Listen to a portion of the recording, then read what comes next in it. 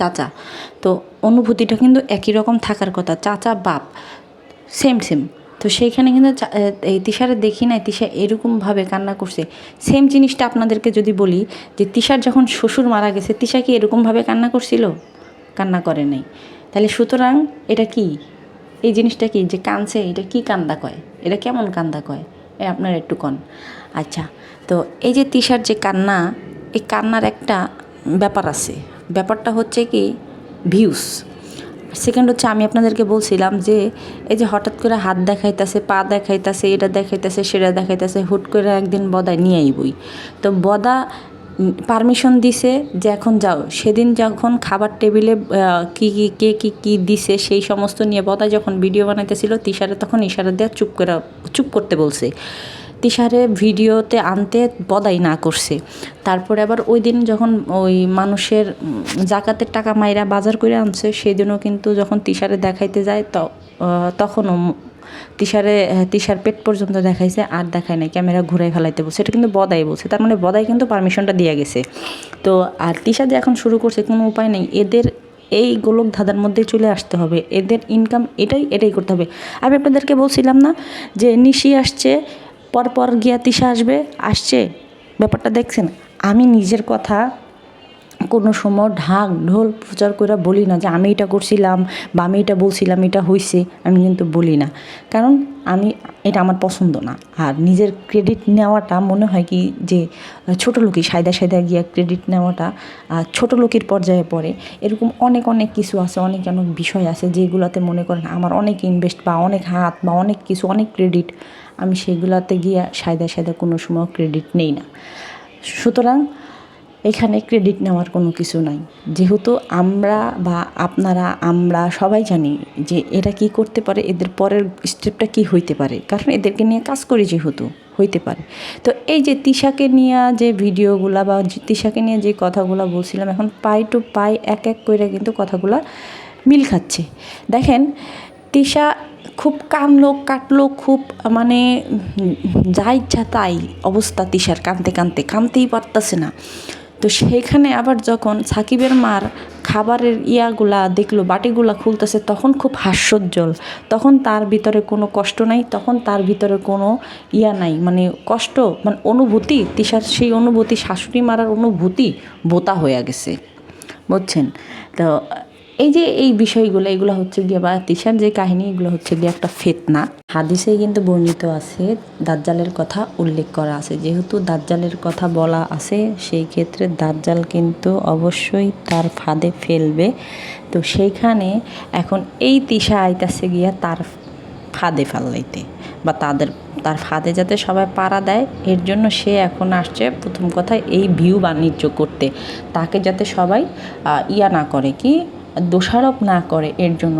তো দোষারোপ করার আগে সে যেরকমভাবে কান্নাকাটি করতেছে, তার মনের মধ্যে কিছু কথা সে ছিল, সেগুলো বলছে। সেখানে সে বলতেছে যে এই যে মা বাসায় থাকলে এখন আমি তানজিলার এখন যাইতে পারতাম, গিয়া বিয়ের সাথে একটু ঢলাঢলিও করতে পারতাম, তারপরে গিয়া বিয়ের সাথে মাখামাখি থেকে শুরু করে নাচানাচি, ডিস্কো A to Z সমস্ত কিছু করতে পারতাম। এখন মা নাই, তা এইটা সেটা, তো মা নাই এটা সেটা যে করতেছে, তো এই মা মারা যাওয়ার জন্যই তো মা মরার মানে বারবার তো এই মাকে আসলে আমার নিজেরও বলতে খুবই খারাপ লাগে যে একজন নিজে মানে একটা মুসলিম মানুষ হয়ে কীভাবে আরেকজনের মৃত্যু কামনা করতে পারে, সেখানে তাও তো আবার শাশুড়ি। তো সেইখানে সে কিন্তু তিশা কয়েকবার তার শাশুড়ির মৃত্যু কামনা করছে যে তুমি মইরা গেলে তো এগুলো সব আমার, তুমি মইরা গেলে তো তোমার চুরি গহেনা এটা সেটা তানজিলারে চুরি দেওয়ার সময় এই জিনিসগুলা বারবার করে বলছে। তো সেখানে এখন মার জন্য কান্নাকাটি করে কষ্ট পাওয়ার কি দরকার আছে? কোনো নাই। এখন তো ডিজে পার্টি করতে হবে। কেন মা যেদিনকা মারা গেছে, মানে আমি তো বলতেছি এটা তিশার তিশার মা, মানে তিশার বাপ্পির মা যেদিন মারা গেছে সেদিনকা এই কুলাঙ্গারনি, এই বাংলাদেশি প্রস্টিটিউট নানি, ইনি কি ঘরের মধ্যে পার্টি করে নাই, বলে নাই, ওই যে খুকি বলছে না যে তার ছেলে তৃপ্তি বইটা খাইতে পারে না, তার ছেলে তারা তৃপ্তি কইরা খাইতে পারে নাই, ফুবু খাওয়াইছে। হ্যাঁ, কোন মানুষ আছে যে এই মানুষ মারা গেছে জানাজাটা পড়াই আইছে, এর মধ্যে এত মাল লেগে এত পীড়িত ভালোবাসা হইলে সেই মানুষ গিয়া নিজের টাকা দিয়া নাস্তা আনায় তারপরে সেগুলা খাওয়ায়। ওরে মার জন্য এত পীড়িত, মার জন্য এত পীড়িত, মার কয়দিন ধরে জ্বর ঠান্ডা। তিশা ওর মা অসুস্থ যখন হইল না কি জানি হয়েছিল, ও আর মারে ডাক্তার দেখায় নাই।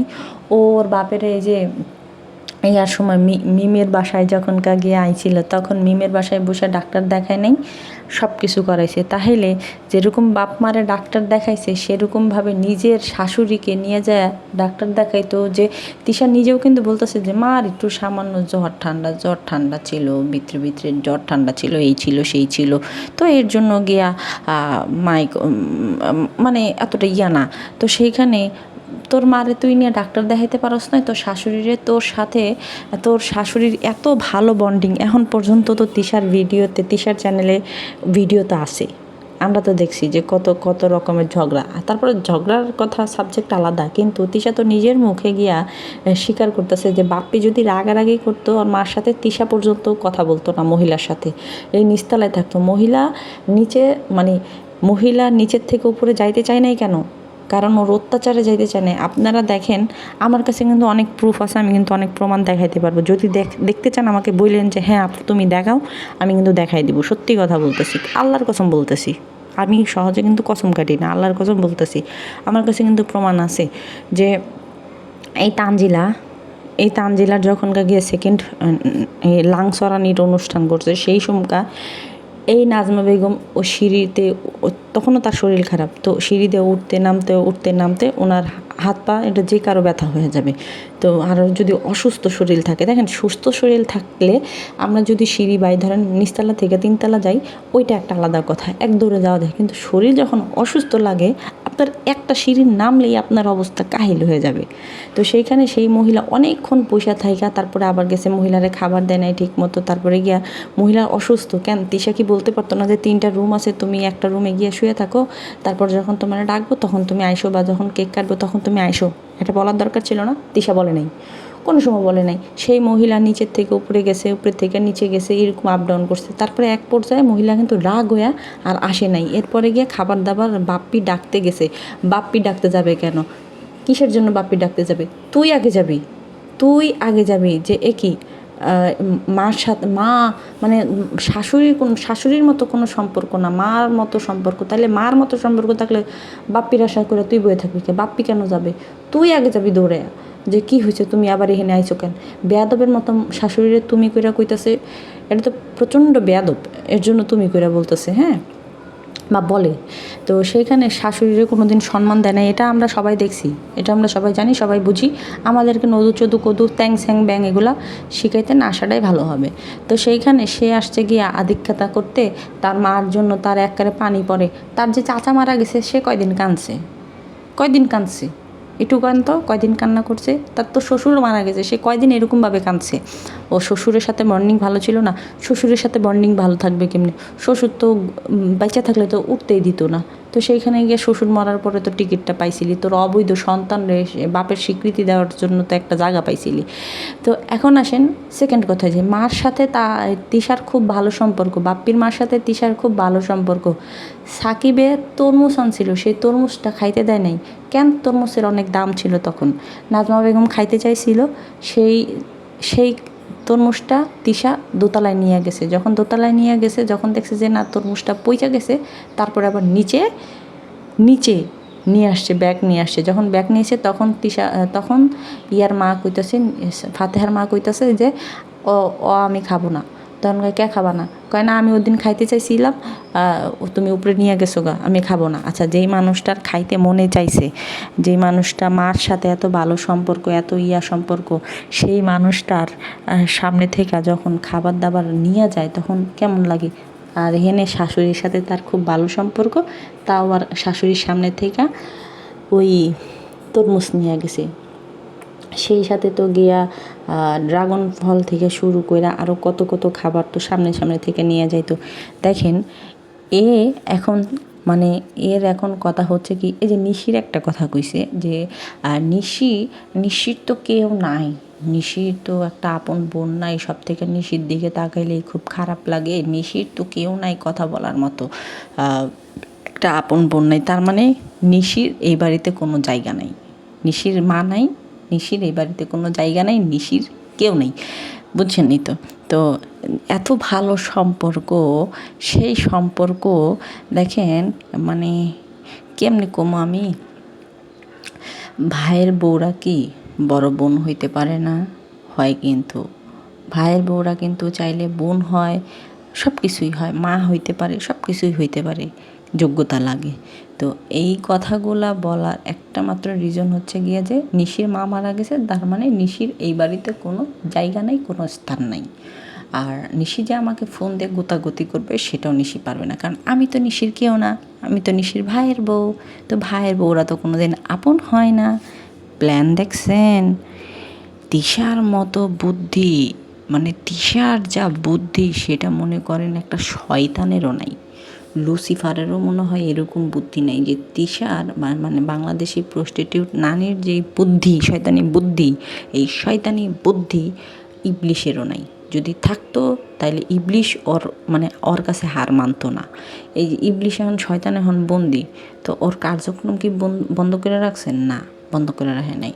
তিশার সাথে কিন্তু তিশার কান্দে বা তিশার গোষ্ঠীর কান্দে কিন্তু শয়তান দিয়ে গেছে, মানে ওই যে কি বলে দায়িত্ব দিয়ে গেছে। এর জন্য এখন তারা যেরকমভাবে পারতাছে, যেরকমভাবে করতেছে, প্রচার করতেছে, এটা যত আটকায় থাকুক। তো এই 1 মাসের লেবাস ধরছে গিয়া হিজাব, ছোটো মাইয়ারা থেকে শুরু করে কামের বেটিগুলা থেকে শুরু করে সবাইকে এখন তিশার পোশাক আশাক পরতে হবে, কারণ পর্দায় থাকতে হবে।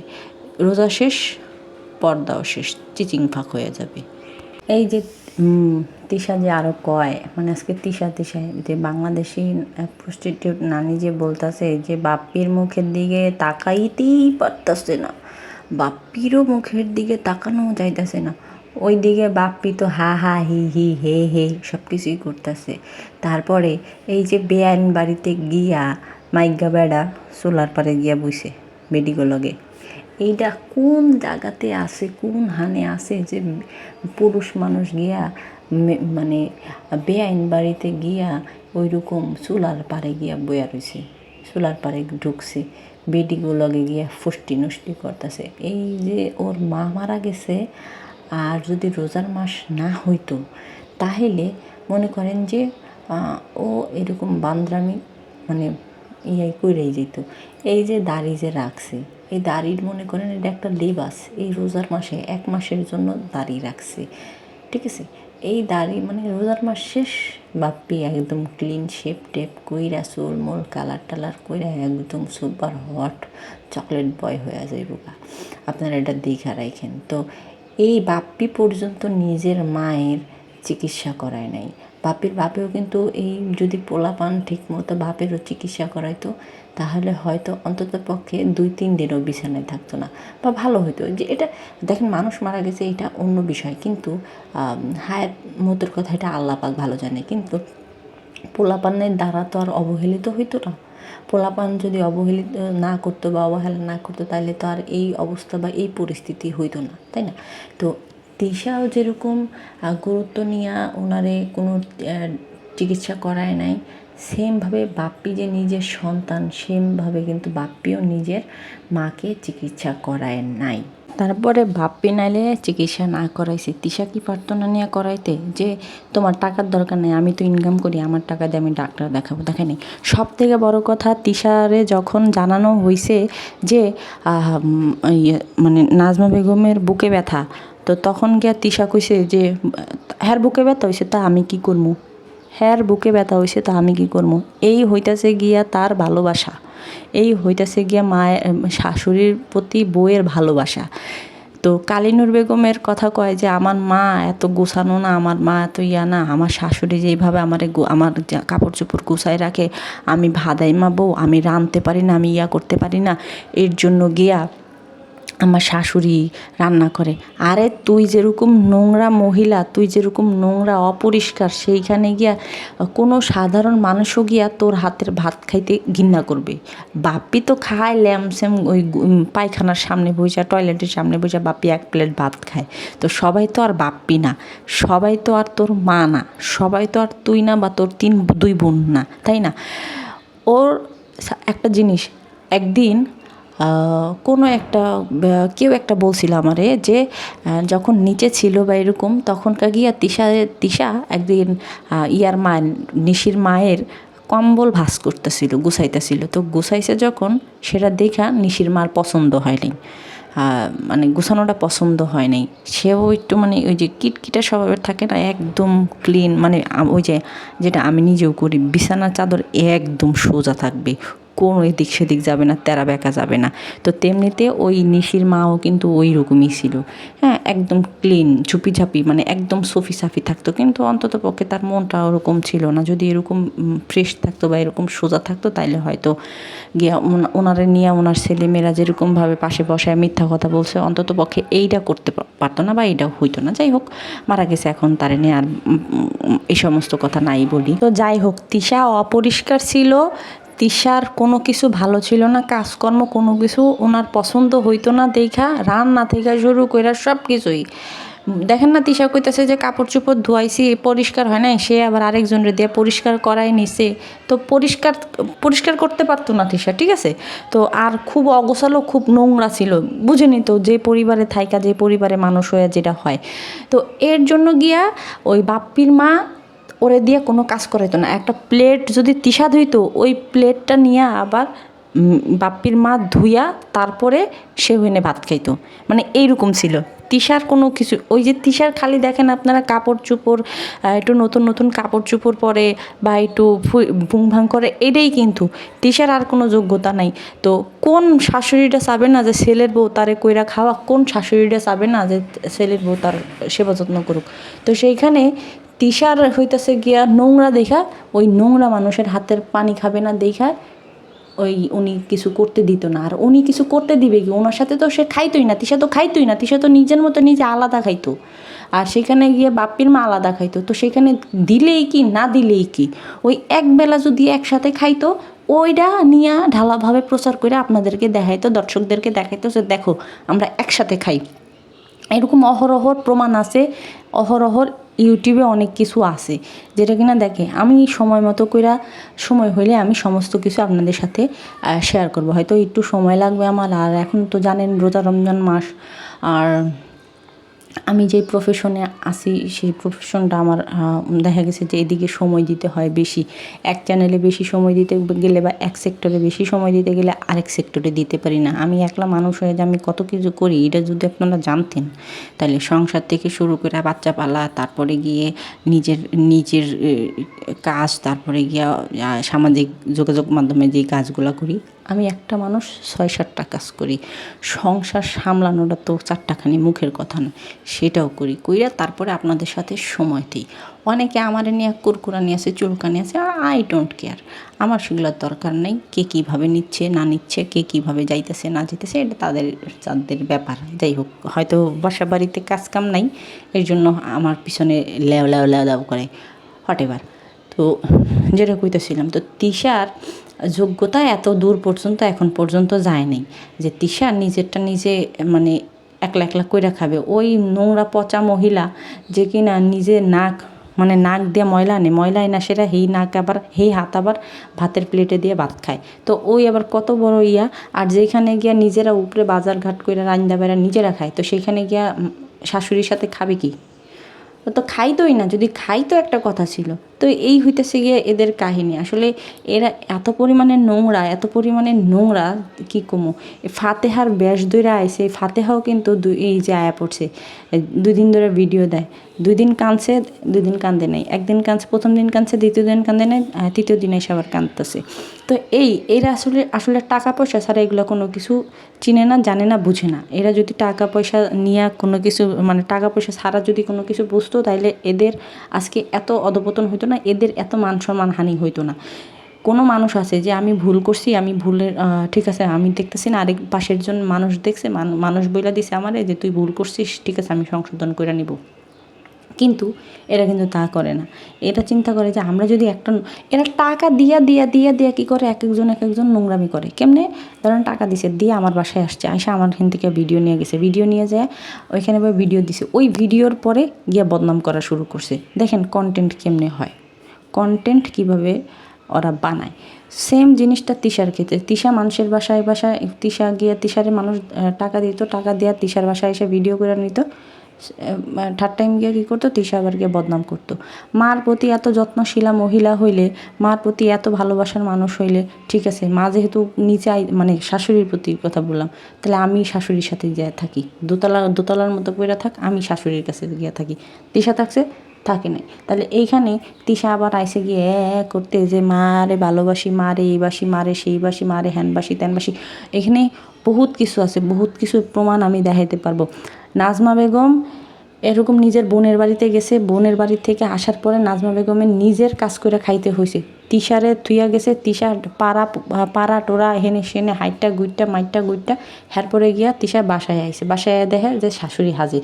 এরপরে গিয়া তিশা আবার রাঁধতে যাবে, হেলে গিয়া নাজমা বেগম চিল্লাচিল্লি করছে। এগুলো সমস্ত কিছু প্রমাণ আছে। ওরে আমার দায়িত্বশীল মহিলা রে, এই দায়িত্বগুলো যদি আগে দেখাইতো তিশা, অন্তত পক্ষে মানুষ বুঝতো। কিন্তু এগুলো যেহেতু দেখে নাই, এখন নতুন করে শাশুড়ির প্রতি ভালোবাসা মমতা এইটা দেখায় কোনো লাভ নেই। এখন তিশা কাঁদতেছে, এখন তিশার পায়ে শিকল পড়ছে এর জন্য যে তিশা ওই করতে পারতেছে না। তিশা 2 দিন পরে আবার সেরকমভাবে নাচানাচি করবে, গাওয়াগাওয়ি করবে। আপনারা জাস্ট শুধু ওয়েট করেন। আমি এর পরবর্তীতে আরেকটা ভিডিও নিয়ে আসবো। আপনারা আপনাদের মতামত জানাতে কিন্তু একদমই ভুলবেন না। আল্লাহ হাফিজ।